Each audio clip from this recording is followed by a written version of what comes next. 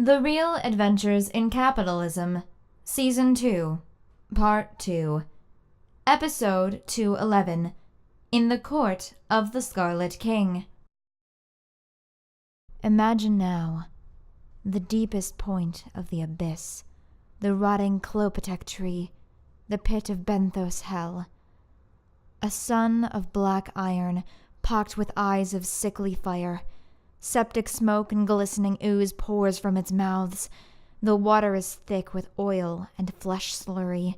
Shards of bone and the corpses of old gods rise above the ice crust, fashioned into crucifixes for the deities who were spared. Icebergs, filled with thousands of bloodied souls, melt slowly. Below its obsidian surface, there are faces, bodies packed together tight enough that each bone has been broken.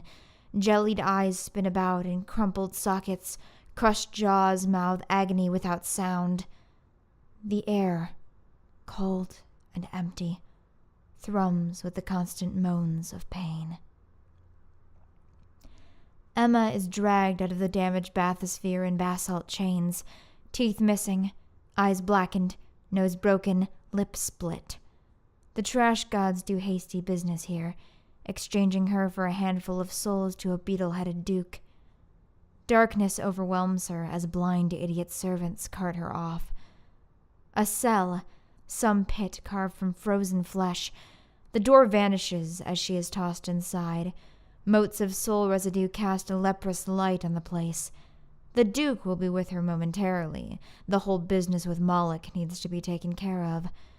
1 second turns to 5, turns to 10. She has yet to struggle. Then, with a jerk of the wrist, she snaps her chains, pulls them apart like so much old thread, stands up, stretches, wipes the blood from her nose, and spits out a tooth. Nobody would ever want to be here.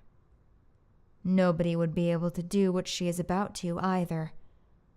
She presses her left palm against the wall, gauges its firmness, curls a right fist one finger at a time, pulls back, and thoom! The Beetleduke Palace shatters. Emma erupts from the crater in a bolt of Sakuga, eyes set on the throne of the king adorned in scarlet. She sprints atop the water, a blur, faster, faster, faster, arms pumping, a razor of slurry water. The monster designers have a field day. Characters barely stay on model, bones vaporize, heads are ripped off, limbs torn from their bodies, impacts shatter mountains and throw up tidal waves, brimstone blood splashes pink the screen in monochrome, dukes and demons and leviathans throw themselves at her, and her name is hyperviolence. Her punches have shock collars, her jumps feel like they clear continents. God as my witness, that man was broken in half. Holy fuck, she is red-shifting! Jesus H. Christ, is that a nuclear fusion punch? The king sits on a black throne with 7 red spears, which pierce the brides that lay bloodied at his feet, from whose wombs spew the great leviathans that teem around that dread mountain's base. A fist tightens around his lance. Emma tears the Leviathan in two from jaws to tail and launches herself forward, not at the throne, but just off-center, towards the smallest bride pinned to the barnacles and bones. She lands on the smooth gray flank, digs her fingers into the spear, and with the one cry of strain of this entire sequence, pulls it out. The seal is broken. The 7th bride is freed. The spear drops to the stone with the sound of tectonic thunder. The king rises from his seat. "Go!" Emma cries, dropping to the ground. The 7th bride is able to stand. She clutches the hole in her stomach with one hand and takes up the spear that pierced her in the other. She forms a sign of way-making with a bloody hand and vanishes in a swirl of dark water and whale song. Emma leaps at the king with a scream fit to dig into his chest and tear out his heart, and is swatted away by the back of his hand. She skips across the water like a doll thrown at concrete, clouds and sea cleaved as if by a sword. She struggles to pull herself up from the broken ice as the king steps down from his throne and wades towards her, spear in hand. Fade to black. Far away, the 7th bride spirits the girl out of her chamber, steals her away to a land across the hills so quiet. There is peace there, for a moment. The seal is broken. The cloud of fire rises up above Montauk Point. The center cannot hold. Episode 212. Dawn of the Final Day. A man in a tattered lab coat stands on the high cliff by the sea. In his hands, he holds a book bound in leather, blackened, weathered, human. He lifts his sigil-carved arms high. Blood drips onto his face and chest. He cries out to the storm with keening, formless sounds and casts the book into the sea. Listen. Can you hear the footfalls of the broken-toothed march sweeping up through the past? The Davites are coming. They are eating history. The walls of Uruk crumble. Harappa is devoured by demons. Ramesses lies vivisected atop the Great Pyramid. Cyrus is paraded through the streets atop an iron spike. Athens meets a relativistic kill vehicle. Qin Shi Huang is flayed and torn to pieces, and still he screams. Jerusalem is swallowed by a pit of cinders. Rome chokes on chlorine gas. Byzantium drowns in blood. Charlemagne is crucified in the Palatine Chapel. William's men hang him from the mast with his own spine. The great Khan strangles his sons in their tents and runs out into the steppe alone. Baghdad is buried in the ash of its citizens. Oh God, Joan, what have they done to you? Moctezuma is fed molten gold before all his people. The Mughals cannot stop the tide of flesh from the sea. The rape of the New World is ahead of schedule. The reign of terror enthrones a hanged king. London fucks its queen mother to death. In Flanders Field, the tumor metastasizes. The Tsarkists feed the Tsar to his people. The Germans walk into the fields and forests to lay down. Stalin starves himself with his own gulags. The Americans build themselves a great and hateful engine and throw their children before Moloch were born forever. The veil tears apart. They are here. They are now. They are upon us.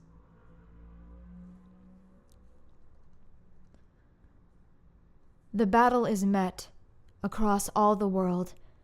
The camera does not turn away.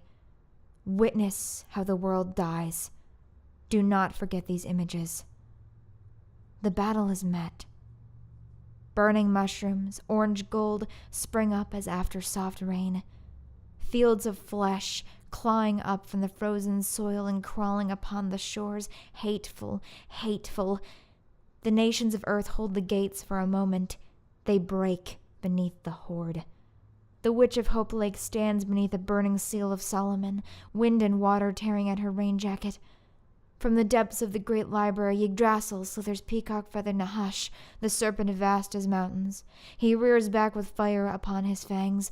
Far above, Hakama Makane, the goddess no longer broken, sits in the sky with her fleets of dreadnought angels. Brother and sister, guardians of man, reunited at last to watch the passing of their wards. The stars seethe with hate.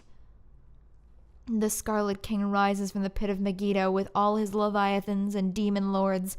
The gods and all their hosts descend from the heavens and rise from the abyss to make war with each other. The good ship Solidarity is rammed into the Scarlet King at light speed. The gates of the silent halls swing wide. 3 brothers in black ride 3 horses of white and lead behind them a column of the endless dead. Creation crumbles under the strain. The ways were torn up. The library burns. 2 sons of Adam meet for the last time and die at each other's hands. Nahash is torn in 2. Hakama shatters a second time. The flame of all thinking beings dims, sputters, and goes out. Stars are eaten alive. The dead are reduced to dust. The heavens are dark, choked with smoke and ash. The abyss is fattened with blood. All lights have been extinguished across a billion worlds. Save one. 36 saints gather on the mountain slope, and together fulfill their ancient destiny. The passing of the world in this cruel and horrible fashion could not be helped.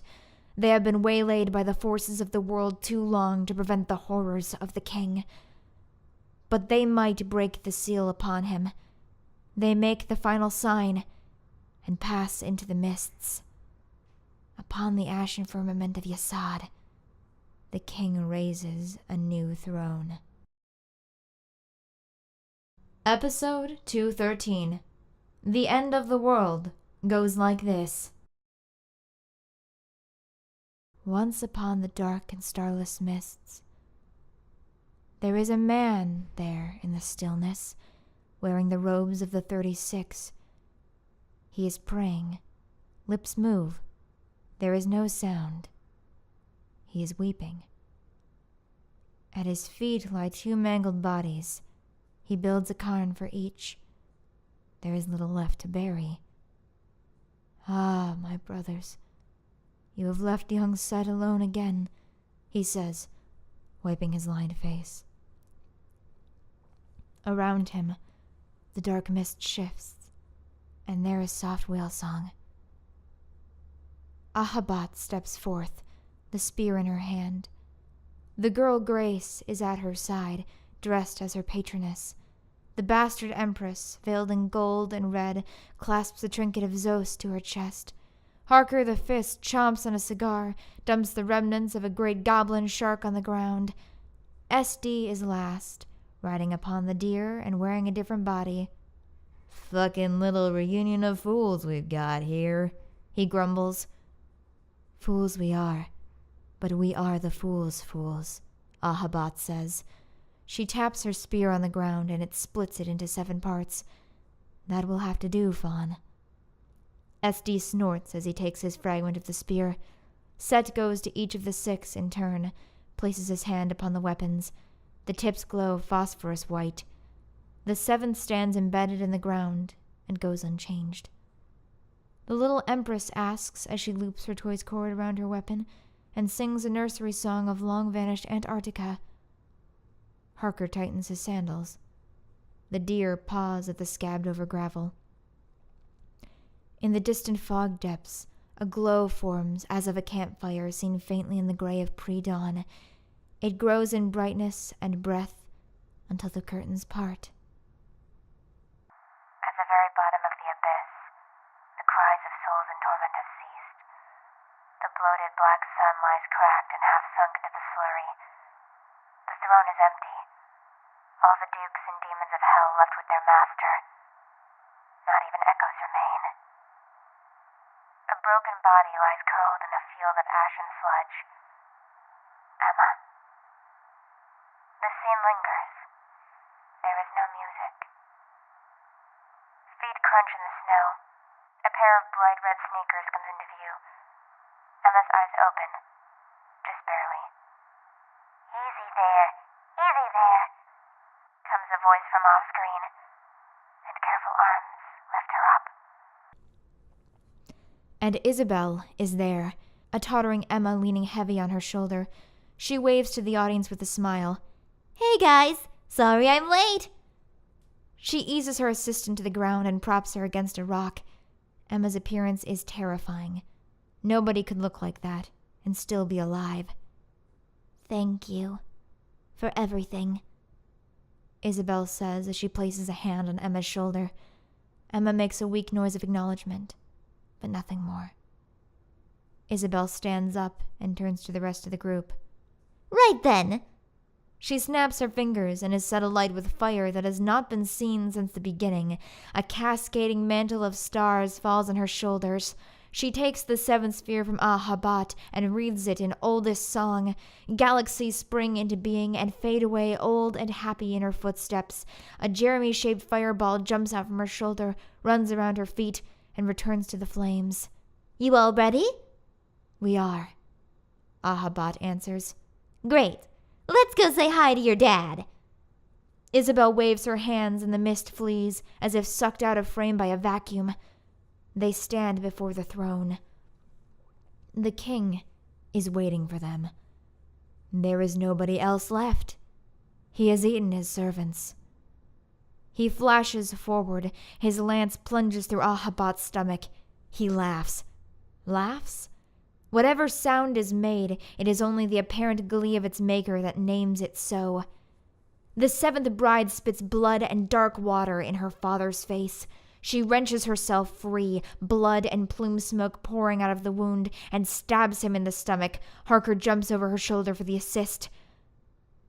Memory fails at piecing together the exact sequence of events to follow.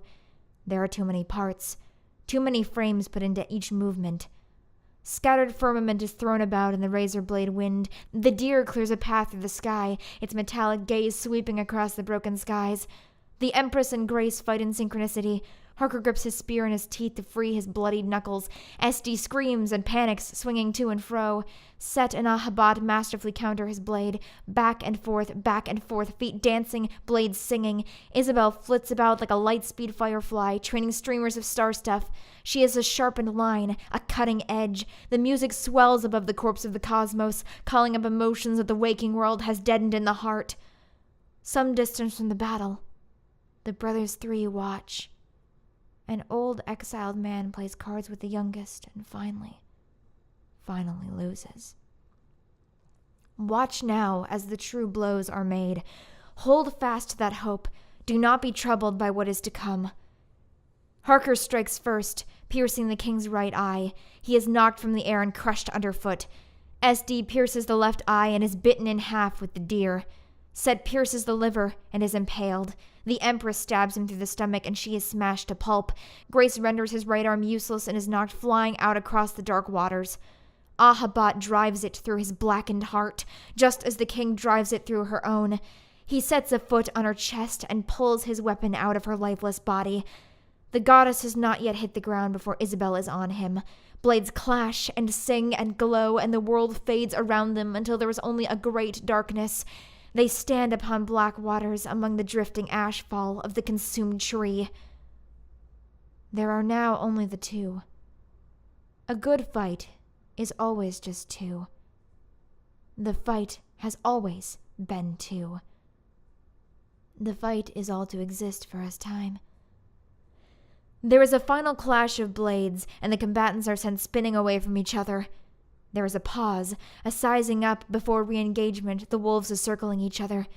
The king is wounded, blinded, impaled on 6 spears, bleeding oceans into the deep. Isabel remains afire. Emma stands beside her. She is smiling. At no other point in the entire run of this series has Emma Azelthorpe Brown smiled. "It's been fun, ma'am," she says, patting Isabel on the shoulder. "Wouldn't have been half as good without you." The king roars, charges with blade raised high. Emma's hand darts out. Isabel leaps up on it, balanced on tiptoes. Emma rears back, muscles bunch, tense, strain under the pressure. Watch and see. The Emma Azelthorpe Brown Fastball Special. Isabel is a beam of fire, cutting the cosmos in half, a vapor cone of tattered space-time rippling behind her. Emma's broken body turns to ash, starting at the fingers and working down. She is still smiling. The king's face is frozen in a contorted moment of realization. Isabel lets loose the final note of creation's war song against oblivion and punches a hole right through the Scarlet King's skull. The king stumbles. Isabel lands on the darkness. He turns, and in turning to face her again, he falls to one knee. Blood-burning sunbeam gold drips from his wound. He lifts his left hand, and his shattered weapon he makes as if to drag himself forward. He freezes. His arm falls. The brothers three appear before him, dwarfing the king who thought himself so mighty. The youngest sickle shines without light. Enough already. He slits the king's throat. No wound is left. The corpse of Ka-Harak the worm sinks into the deeps below. The middle brother spits on him for good measure, and makes to do so again when the eldest raises his hand. The youngest and middle appear for a moment startled, but accept the sign that has been made. Their duties completed, they fade into their own deaths and coalesce back into the dark form of the elder. There is nothing at all now, only the death of all, and the maker of wonders.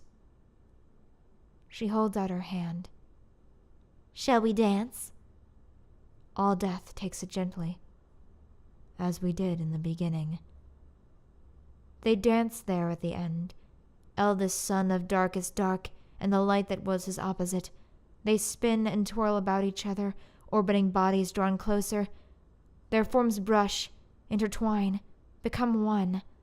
There is no beginning nor end to the light or darkness now, only the soft notes of completion. Fade to black.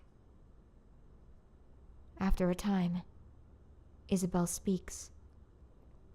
The end of the world goes like this. Everyone lived happily ever after.